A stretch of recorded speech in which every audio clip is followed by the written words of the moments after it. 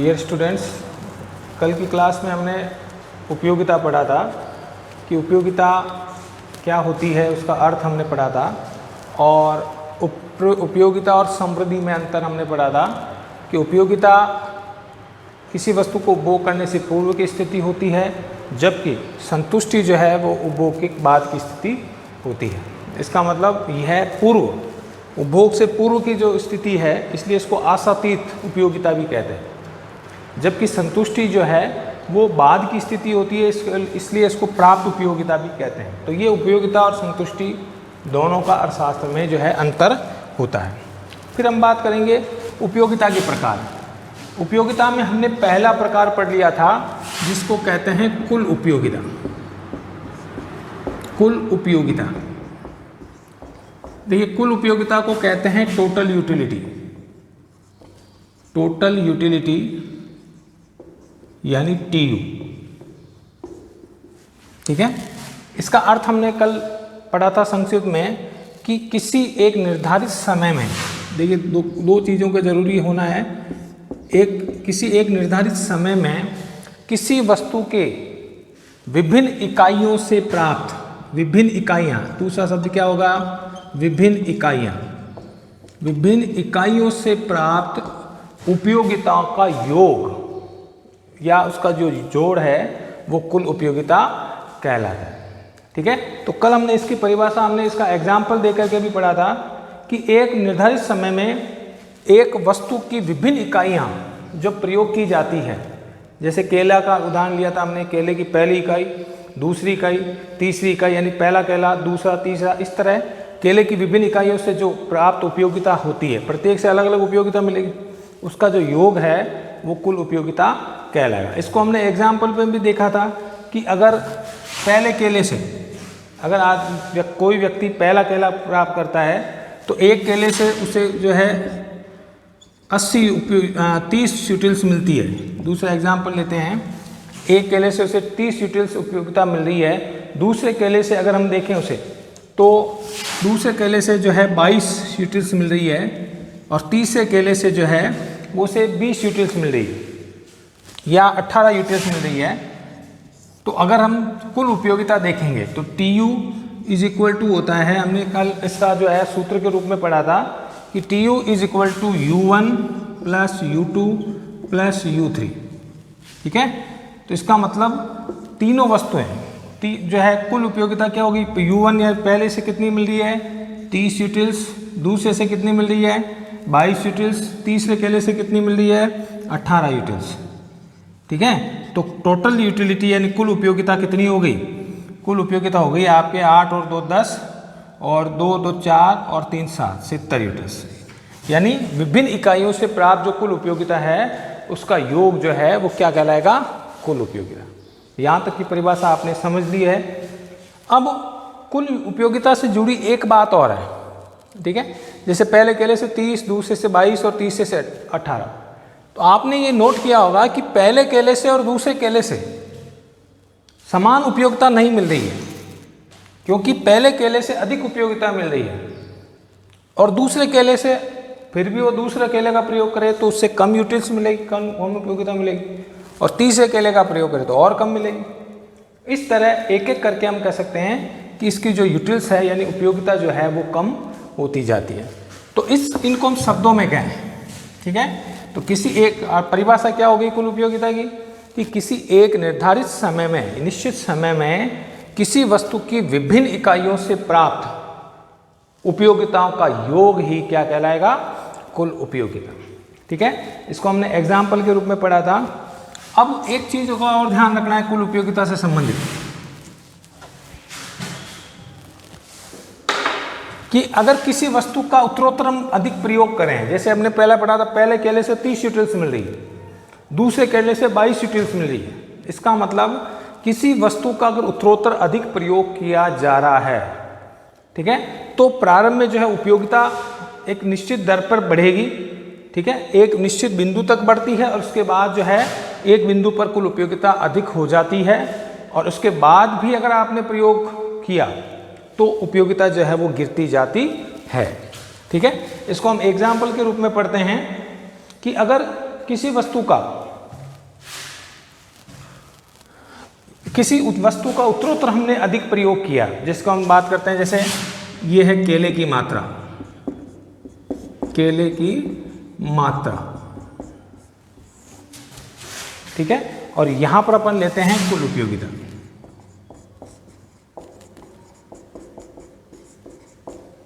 कुल उपयोगिता, ठीक है। तो अब पहले केले से अगर हमने जैसे 0, 1, 2, 3, 4, 5 यानी उत्तरोत्तर हमने मात्रा बढ़ा रहे हैं, ठीक है।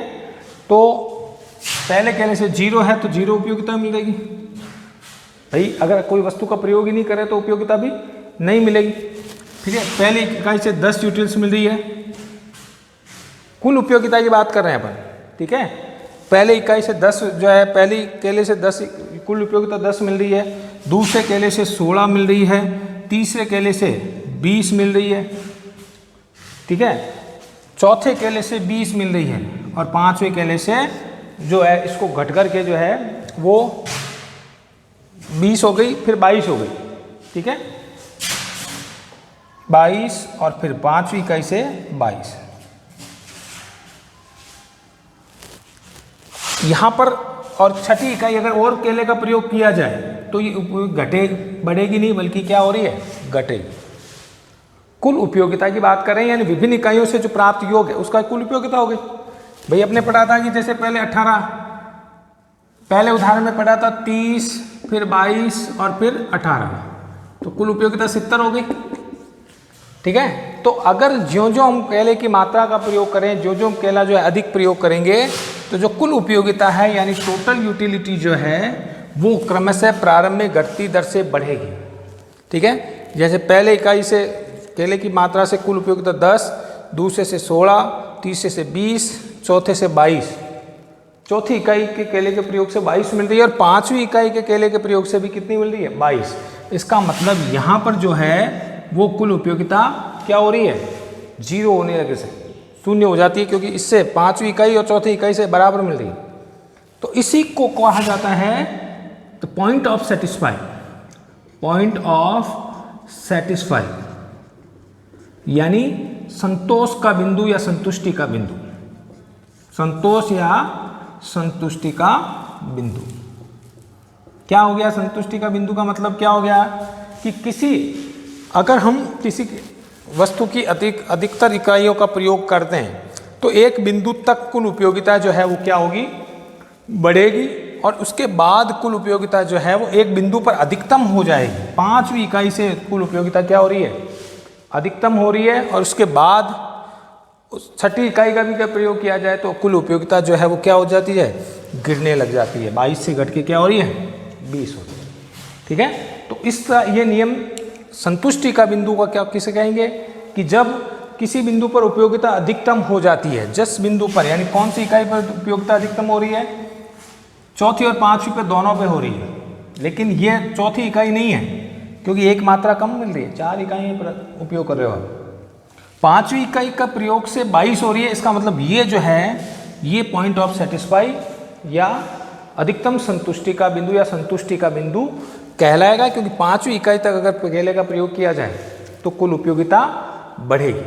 तो जिस बिंदु पर कुल उपयोगिता अधिकतम हो जाती है, परिभाषा क्या होगी संतोष का बिंदु या संतुष्टि का बिंदु किसे कहेंगे कि जिस बिंदु पर या जिस इकाई पर कुल उपयोगिता अधिकतम हो जाती है उसे संतुष्टि का बिंदु कहते हैं। यहाँ पांचवी इकाई पर अधिकतम हो जाती है इसलिए इसे संतुष्टि का बिंदु कहेंगे। अब अगर इसको हम डायग्राम से बनाएं, इसको हम डायग्राम से स्पष्ट करें,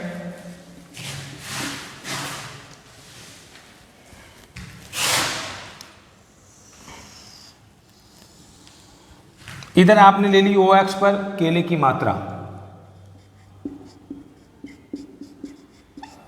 केले की मात्रा, और OY बिंदु पर आपने ले लिया कुल उपयोगिता, कुल उपयोगिता यानी TU, ठीक है। अगर हम इसको इसी उदाहरण को अगर हम डायग्राम से रूप में देखें तो जैसे यहाँ पर आपने लिया 4, यहाँ पर 8, यहाँ पर 12, यहाँ 16, यहाँ 20, यहाँ 22, 16, 20, 24, और यहाँ पर लिया आपने, इसको और बढ़ाया तो 28।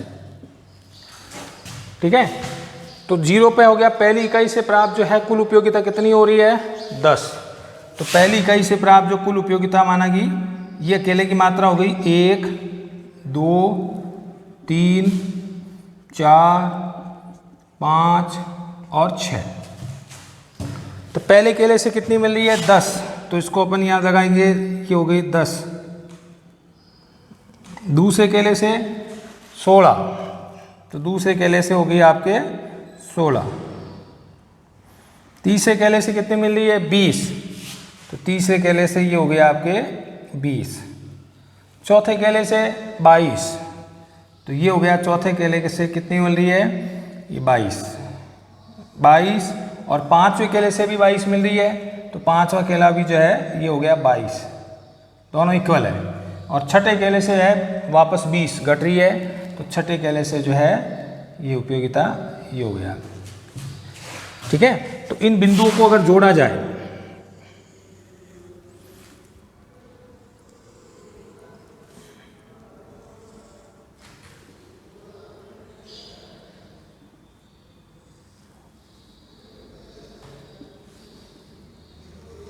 ये हो गई आपकी टोटल यूटिलिटी। ठीक है, तो देखिए पॉइंट ऑफ चौथी इकाई से कितनी मिल रही है? 22। चौथी और पांचवी दोनों से समान मिल रही है, यानी ये जो पॉइंट है, तो चौथी पॉइंट संतुष्टि का बिंदु होगा या पांचवी इकाई होगा? पांचवी होगा। तो इसी को कहेंगे अपन point of satisfy, point of satisfy या संतुष्टि का बिंदु, संतुष्टि का बिंदु। कौन सा? पांचवी इकाई। तो ये इकाई जो है ये पॉइंट ऑफ सेटिस्फाई है, यानी संतुष्टि का बिंदु है। तो क्या मतलब संतुष्टि का बिंदु का मतलब क्या हो गया कि जिस बिंदु पर, यानी जिस बिंदु पर अधिकतम जो है कुल उपयोगिता अधिकतम हो जाती है, उसे हम कहेंगे पॉइंट ऑफ सेटिस्फाई या संतुष्टि का बिंदु। ठीक है, तो हम ये कह सकते हैं कि किसी वस्तु से जो कुल इकाइयों का प्रयोग किया जाए तो कुल उपयोगिता प्रारंभ में बढ़ेगी, लेकिन कैसे बढ़ रही है? घटती हुई दर से बढ़ रही है। 10 से 20 22 हो सकता था, लेकिन 10 से 16 दुगुनी से कम बढ़ा, 16 से फिर 20 और कम बढ़ा। बढ़ तो रही है, लेकिन जो है वो घटती हुई दर से बढ़ रही है। तो ये क्या हो गया? कुल उपयोगिता की जो क्या विशेषता होती है? कुल उपयोगिता यदि किसी वस्तु की उत्तरोत्तर अधिक इकाइयों का प्रयोग करें तो प्रारंभ में कुल उपयोगिता घटती हुई दर से बढ़ेगी। घटती हुई दर कैसे? कि पहली इकाई से 10 मिल रही है, तो दूसरी इकाई से अगर 20 से ज़्यादा मिल रही है तो हम कहें बढ़ती दर से बढ़ रही है, लेकिन दुगुने से कम मिल रही है, इसमें तिगुने से कम मिल रही है, 16 से 20 ही हुई। तो ये बढ़ तो रही है, पांचवी इकाई तक बढ़ रही है, पांचवी इकाई तक बढ़ रही है, लेकिन कैसी बढ़ रही है? घटती हुई दर से। तो ये नियम क्या हो गया कि यदि किसी वस्तु की अधिक उत्तरोत्तर इकाइयों का प्रयोग किया जाए तो कुल उपयोगिता जो है वो घटती हुई दर से बढ़ेगी। कहाँ तक? एक बिंदु तक, और एक बिंदु पर वह अधिकतम हो जाएगी और उसके बाद वह घटती जाती है। तो ये नियम हो गया आपका कुल उपयोगिता की, ये विशेषता होगी। ये विशेषता आगे काम आएगी, जब हम कुल उपयोगिता और सीमांत उपयोगिता में संबंध पढ़ेंगे ना, तब ये काम आएगी। ठीक है, तो यदि किसी वस्तु की उत्तरोत्तर अधिक इकाइयों का प्रयोग किया जाए तो कुल उपयोगिता जो है वो घटती हुई दर से बढ़ेगी, एक बिंदु पर वह अधिकतम हो जाएगी और उसके बाद भी अधिक इकाइयों का प्रयोग किया जाए तो कुल उपयोगिता गिरती जाती है। ठीक है, तो ये अपने क्रिया प्रयोग किया, बढ़ रही है, लेकिन जो बढ़ने की दर है वो क्या हो रही है? घटती हुई दर से बढ़ रही है। ठीक है, चौथी पांचवी इकाई तक जो है वो ये क्या हो रही है? अधिकतम हो रही है। पांचवी इकाई पर क्या हो रही है? अधिकतम हो रही है। इसी को कहेंगे पॉइंट ऑफ सेटिस्फाई, संतुष्टि का बिंदु। यानी कितनी इकाइयों पर पॉइंट ऑफ सेटिस्फाई, संतुष्टि का इकाइयाँ कितनी है?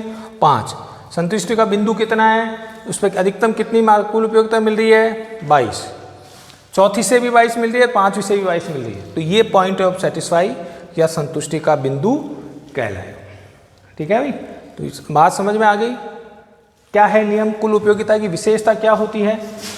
अर्थ तो हमने पढ़ लिया कि किसी वस्तु की उत्तरोत्तर अधिक इकाइयों का प्रयोग करें तो जो विभिन्न इकाइयों से प्राप्त उपयोगिता है उनका योग कुल उपयोगिता कहलाएगा। ठीक है, यहाँ पर हमने पढ़ा कुल उपयोगिता की विशेषता क्या होती है कि कुल उपयोगिता किसी वस्तु की उत्तरोत्तर अधिक इकाइयों का प्रयोग किया जाए। उत्तरोत्तर अधिक इकाइयाँ 2, 3, 4, ठीक है, उत्तरोत्तर अधिक इकाइयों का प्रयोग किया जाए तो कुल उपयोगिता किस दर से बढ़ रही है, घटती हुई दर से बढ़ती है। एक बिंदु पर वह क्या हो जाती है, अधिकतम हो जाती है, और उसके बाद भी अगर इकाई का प्रयोग किया जाए तो कुल उपयोगिता क्या होती जाती है, घट जाती है या घटने लगती है।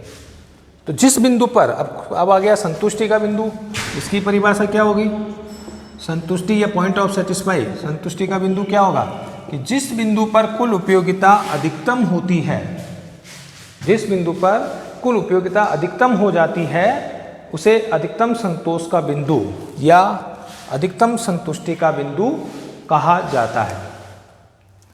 और इसके बाद भी अगर उपभोक्ता वस्तु का प्रयोग उत्तरोत्तर बढ़ा रहा है, उसके बाद भी उपभोक्ता अगर वस्तु का प्रयोग कर रहा है तो कुल उपयोगिता क्या होती जाती है, ऋणात्मक होती जाती है। कुल उपयोगिता जो है वो क्या होती है, घटने लगती है। ठीक है, समझ में आ गया कुल उपयोगिता क्या होता है। ठीक है, अब हम बात करेंगे दूसरे प्रकार की जो उपयोगिता है। डायग्राम समझ में आ गया आपके। OX पर हमने क्या लिया, केले की मात्रा। OY पे क्या लिया हमने, कुल उपयोगिता। ठीक है, प्रारंभ में हमने देखा कि पहली इकाई से कितनी मिल रही है, 10, दूसरी इकाई से कितनी मिल रही है, 16, तीसरी इकाई से कितनी मिल रही है, क्रमशः देख लो आप, तीसरी इकाई से 20, चौथी इकाई से कितनी मिल रही है, 22, पांचवी इकाई से कितनी मिल रही है, 22। ठीक है, तो ये दोनों बराबर हो गए 22, 22। तो ये अधिकतम संतुष्टि का बिंदु कहलाएगा, पॉइंट ऑफ सेटिस्फाई कहलाएगा। फिर भी छठी इकाई का प्रयोग किया जाए तो ये घट करके 22 से कितने घटेगा, 20 हो जाएगी। ठीक है, तो OX और OY जो है ये आपके कुल उपयोगिता को, ये रेखा चित्र किसका है, रेखा चित्र है कुल उपयोगिता। रेखा चित्र किसका है, कुल उपयोगिता वक्र, कुल उपयोगिता वक्र यानी MTU वक्र, टोटल यूटिलिटी कर्व। इंग्लिश में क्या बोलेंगे इसको, TU वक्र कहेंगे या कुल उपयोगिता वक्र कहेंगे। तो ये रेखा चित्र है कुल उपयोगिता वक्र। नीचे हमने लिया केले की मात्रा और ऊपर लिया हमने OY, और ये जो वक्र बन रहा है ये कौन सा वक्र है, TU वक्र, या इसे कह सकते हैं कुल उपयोगिता वक्र। ठीक है, विभिन्न बिंदुओं को मिलाने पे जो वक्र बनेगा वो कुल उपयोगिता वक्र बनेगा। नेक्स्ट हम बात करते हैं सीमांत उपयोगिता।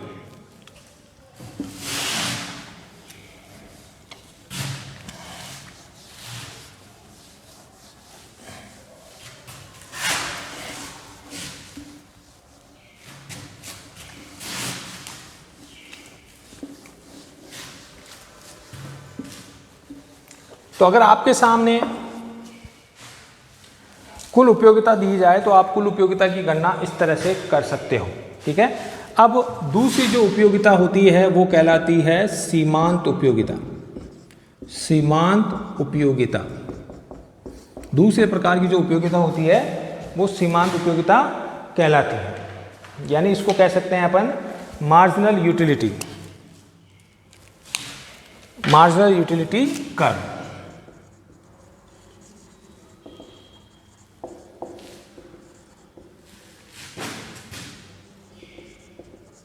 या MU, सीमांत उपयोगिता। ठीक है, सीमांत उपयोगिता की जो परिभाषा है, परिभाषा आपको याद रखनी है कि क्या होती है सीमांत उपयोगिता, किसी एक वस्तु की उत्तरोत्तर इकाइयों का प्रयोग किया जाए। ठीक है, किसी एक निश्चित समय में उपभोक्ता कुल वस्तु की जो उपयोग, वस्तु की एक इकाई का उपयोग बढ़ाए तो जो कुल उपयोगिता में जो परिवर्तन आएगा वो कहलाएगा सीमांत उपयोगिता। ठीक है, किसी वस्तु की, जैसे अपन कहेंगे एक से कितनी मिल रही है, ये वस्तु की मात्रा हो गई, ये मात्रा हो गई, और ये आपके टोटल यूटिलिटी। तो पहली 0 से क्या है, 0 मिल रही है। पहली इकाई से कुल उपयोगिता मिल रही है 10, दूसरी इकाई से मिल रही है 16, अभी उदाहरण में पढ़ा आपने। तो किसी एक वस्तु के अतिरिक्त प्रयोग से, किसी एक वस्तु की अतिरिक्त मात्रा के प्रयोग से कुल उपयोगिता में जो बदलाव आएगा, कुल उपयोगिता में जो परिवर्तन आएगा वो क्या कहलाएगा, वो कहलाएगा सीमांत उपयोगिता। तो 0 से 0 डैश, पहली इकाई से कितनी है 10, तो पहली इकाई के प्रयोग से कुल उपयोगिता में क्या बदलाव आया, 0 से होकर 10 हो गए, तो सीमांत उपयोगिता कितनी होगी 10। दूसरी इकाई का प्रयोग किया तो कुल उपयोगिता में क्या बदलाव आया, क्या परिवर्तन आया, 10 से बढ़ के 16 हो गया। ठीक है, तो सीमांत उपयोगिता क्या होगी 6, 10 से बढ़ के, यानी इस अकेली मात्रा से कुल उपयोगिता में ये बदलाव आया है, ये सीमांत उपयोगिता कहलाता है।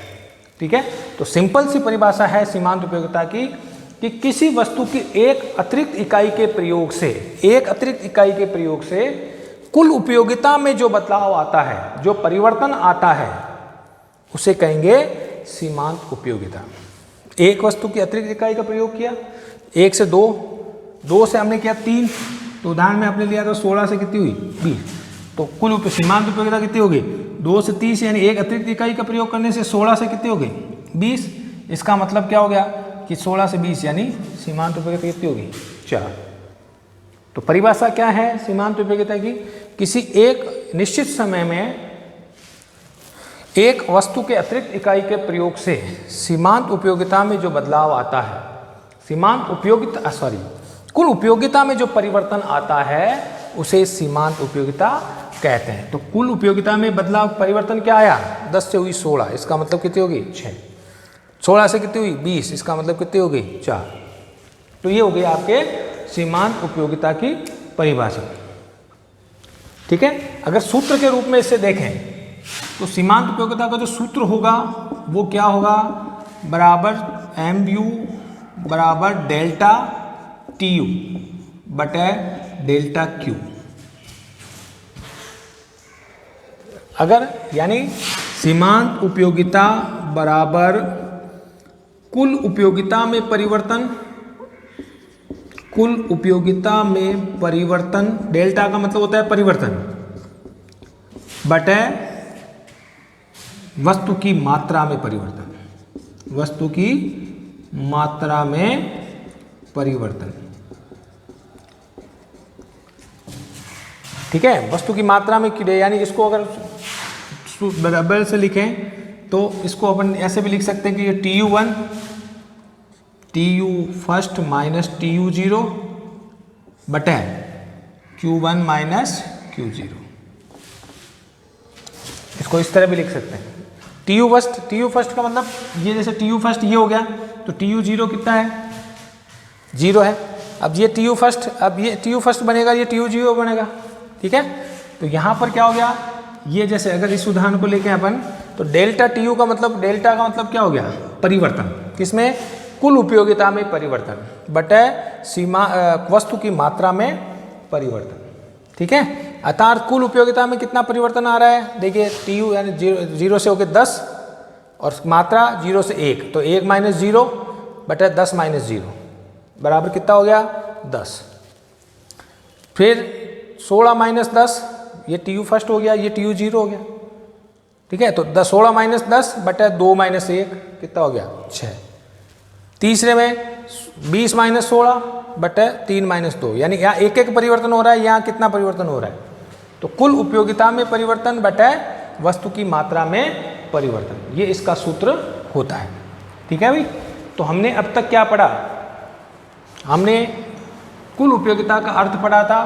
कुल उपयोगिता कहते हैं किसको है, इसका अर्थ हमने पढ़ा था कि किसी वस्तु की अतिरिक्त इकाई के प्रयोग से जो विभिन्न मात्राओं के प्रयोग से जो प्राप्त होने वाली है उन उपयोगिताओं का योग कुल उपयोगिता कहलाएगा। कुल उपयोगिता की विशेषता क्या होती है कि वस्तु की एक निश्चित समय में वस्तु की उत्तरोत्तर अधिक इकाइयों का प्रयोग किया जाए तो प्रारंभ में कुल उपयोगिता गिरती हुई दर से बढ़ेगी और एक बिंदु के बाद क्या हो जाएगी, निश्चित से स्थिर हो जाएगी, और उसके बाद भी अगर उत्तरोत्तर बढ़ाया जाए इकाई का प्रयोग तो वो गिरती हुई होती है। ये विशेषता होगी कुल उपयोगिता। फिर हमने पढ़ा था सीमांत उपयोगिता का अर्थ, परिभाषा क्या होती है कि किसी वस्तु की एक अतिरिक्त इकाई के प्रयोग से, एक अतिरिक्त इकाई मतलब एक इकाई को बढ़ाने, एक अतिरिक्त इकाई के प्रयोग से कुल उपयोगिता में जो परिवर्तन होता है, किसमें परिवर्तन, कुल उपयोगिता में जो परिवर्तन होता है उसे कहते हैं सीमांत उपयोगिता। एक अतिरिक्त इकाई यानी पहले बिल्कुल प्रयोग नहीं कर रहे थे, 0 कर रहे थे, पहली इकाई का प्रयोग किया तो कुल उपयोगिता में क्या बदलाव आया, 0 से 10 हुई, तो यानी सीमांत उपयोगिता हो गई 10। एक अतिरिक्त इकाई का प्रयोग यानी पहली से दूसरी इकाई का प्रयोग किया तो कुल उपयोगिता में क्या परिवर्तन आया, 10 से होकर के 16, 6 का परिवर्तन आया, तो ये 6 क्या होगी, सीमांत उपयोगिता। फिर 2 से 3 का एक अतिरिक्त इकाई बढ़ाई तो 16 से 20 हो गया, यानी 4 अतिरिक्त इकाई, तो इसका मतलब सीमांत उपयोगिता क्या होगी, 4। ठीक है, तो इस तरह ये सीमांत उपयोगिता का दर्शाता है, यानी कुल उपयोगिता और सीमांत उपयोगिता 2 परिभाषाएं हमने आज पढ़ी है। नेक्स्ट क्लास में हम सीमांत उपयोगिता जो वक्र है वो किस प्रकार का होता है उसके बारे में चर्चा करेंगे। धन्यवाद।